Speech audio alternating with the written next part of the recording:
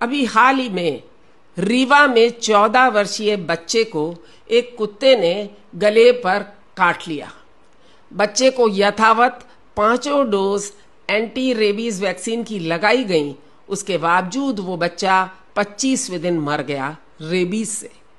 पूरा महकमा सकते में आ गया। क्या वैक्सीन 100% इफेक्टिव नहीं होती या ये वैक्सीन नकली आ रही हैं? फ्रेंड्स, ऐसा कुछ नहीं है। कुछ चीज़ें हमें जानने बहुत ज़रूरी हैं। कुत्ता या किसी भी जानवर का काटा हुआ अगर हमारे शोल्डर्स के ऊपर वाले हिस्से में है, यानी नेक, फेस एंड हेड पर है, तो उसको हम कैटेगरी सी का वुंड मानेंगे, यानी it is a serious matter. क्यों?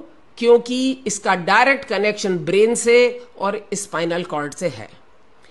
हम वैक्सीन लगाते हैं, परंतु वैक्सीन की लिमिटेशन ये है कि वो तुरंत ही आपको बचाव नहीं दे सकती। वो आपके बॉडी में जाती है, इम्यून रेस्पॉन्स इवोक करती है, उसको लगते हैं 1 से 2 हफ्ते, जिसमें कि वो आपके बॉडी में एंटीबॉडीज बना पाती है। तब तक 1 से 2 हफ्ते में आपके पास कोई प्रोटेक्शन नहीं है। उसे प्रोटेक्शन देने के लिए उस टाइम पीरियड में हम लगाते हैं इम्यूनोग्लोबुलिन का इंजेक्शन।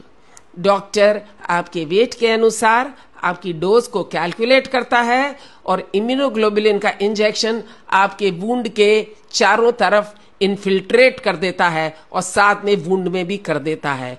उसका करने से क्या होता है कि जो वायरस लोकली वुंड में बैठा है वो नष्ट हो जाता है, और जब तक कि अपनी वैक्सीन फुली इफेक्टिव होती है तब तक ये इम्यूनोग्लोबुलिन 2 हफ्ते तक हमें प्रोटेक्शन दिए रहता है।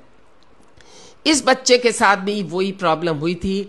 उसे बिना इम्यूनोग्लोबुलिन दिए हुए उसको वैक्सीन लगा दी गई थी, इसलिए उसका फर्स्ट 2 वीक्स का प्रोटेक्शन नहीं हो पाया था और रेबीज फैल गई थी उसके बॉडी में, इसलिए उसकी मृत्यु हो गई। तो ध्यान रहे, शोल्डर के ऊपर के सारे वुंड्स को हमें सीरियस लेना चाहिए और उसमें इम्यूनोग्लोबुलिन लगवाना बहुत ज़रूरी है।